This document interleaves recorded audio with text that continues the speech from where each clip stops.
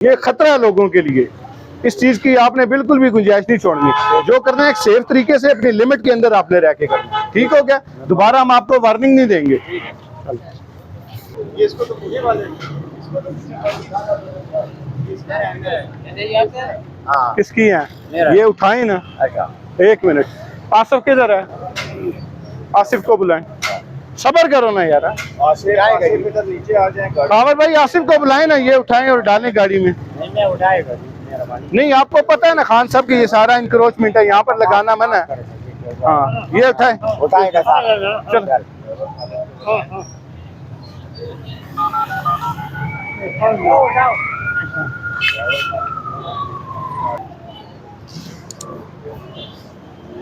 अस्सलाम वालेकुम, कैसे हैं आप? ठीक हैं। ये आपने बाहर क्यों लगाया हुआ है?